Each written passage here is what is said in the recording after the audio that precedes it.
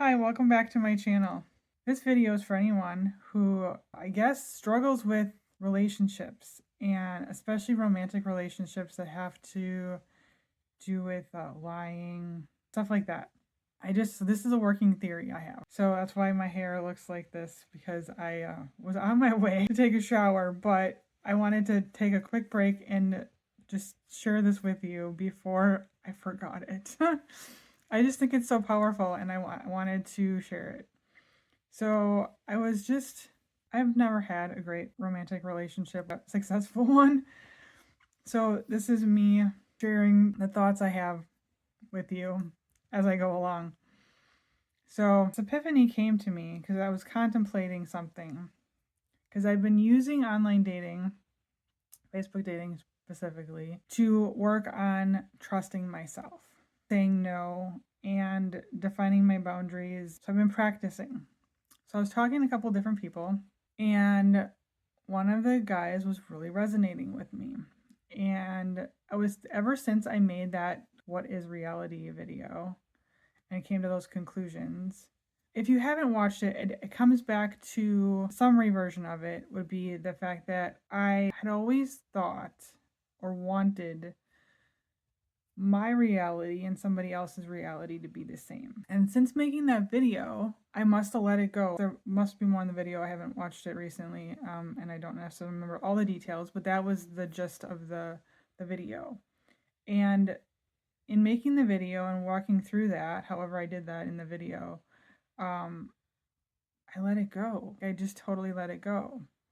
So I was just thinking and talking to this person today, and the part that I stopped to record this video for was the fact that even if the guy is going to end up lying to me and they're not of quality character, if I'm going slow and doing my boundaries and the things that I set up that I wanted to do and align with the reality in life that I created, if they lie or are doing things behind my back, because that has been my story up until now, if they're going to do that, for one, I'm going to probably go too slow for them and they're going to jump.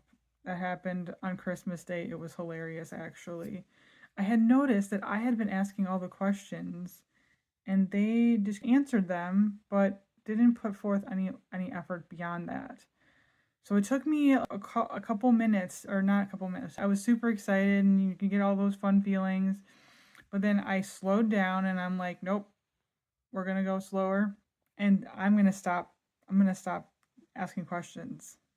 And I'm going to see if he starts participating without my initiative. Because I'm really good at gung-ho and getting that out there. And I had to learn, first of all, that doesn't give the other person space to participate, but it also doesn't show me if they want to participate, if I'm doing all the work. So I've had to learn, that's my thing that I've been doing for 2025, is just being. Learning to just be instead of always being the doer, and to just be and let other people participate. And no, that could be a whole nother video. We can have a participation video. But no, I want to circle back to this. The realization is the fact that if I'm going back to the fact that we can have different realities, if they want to live this crazy reality of whatever, lying and going behind other people's backs, and if that's the character qualities that they want to possess, that doesn't change my reality. That limits their access to my life, but that doesn't change my reality. If we're talking and we're going slow and I'm checking for red flags, again, this is easy for me to say right now when I'm not in a romantic state. That's easy to say when you're not in that brain space, which is why I'm doing it. I'm slowing down and looking at this, and what I want to create is a slow, organic way of doing it. So if I'm doing it that way, the only problem I foresee, nope, I'm not going to go there. I'm not going to put that out there. See, my brain can do that. I bet you yours can too. My brain can do that. I'm not going to even do that. I'm just going to keep going and being. If I'm being and my reality is being, then they're going to show it. They do it. It's hilarious. The longer I've been practicing, the more there's another thing too. Oh, I've been watching lots of stuff on Facebook and just practicing with the Facebook dating, and it's amazing how people will just tattle on themselves. Will just tattle right on themselves.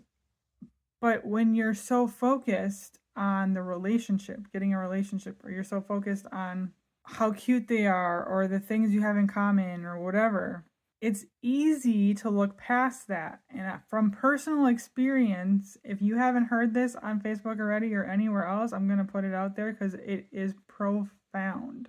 Do not date for potential. Do not do that. I did that. I married that. It doesn't work, and it's not fair. I don't know who said it, but I've been listening to a lot of Mel Robbins. I think that's her name. So she might have said it. I can't remember. Her face comes to mind when I was thinking about it, but it's not fair because they never agreed to that potential. They never agreed to be that person. So there's been a lot of people saying that on Facebook lately, and I constantly go back to that. So if the person that you're dating is the person that you see them and you're not dating for potential, and you're following all the things that you set out to do, if your realities don't match, your realities don't have to match. I was always so focused when I was dating before. I was always so focused and concerned if they were doing something behind my back. That's a lot to hold on to. That's a lot of emotional energy wasted in all the times that I've caught my ex-husband in whatever shenanigans, lies, and mishap, whatever, malfunctions. Is there some stuff out there that I don't know about that he did? Probably. Is it similar to things I have caught him on? Probably. Do I have to know all of them? I don't want to. I always found out. And most of the time, I wasn't even looking for it. Actually, almost all the time, I wasn't looking for it. Other people tattled on him. The truth always comes out. So if I'm living in my sweet reality, yes, it's going to hurt. Yes, there's going to be other things involved. But isn't that the risk that you take when you date people too, is that unfortunate things are going to happen. Having kids toddlers are just so much easier. I never realized how frustrating and difficult raising teenagers could be. My son wasn't super difficult, but my daughter is definitely a challenge. So that's what I'm currently going off of right now. That's my new reality installment. That's my new reality on my path of reality. That's my new reality installment. I'm going to just choose to let that go. I'm not going to worry about their reality. I'm going to let their reality be their reality. And I'm going to stay focused on my reality. And if there's things that are going on that come out or people share something, I'm going to believe the truth. The benefit of the doubt sometimes is interesting. I think all those things help to go slow too.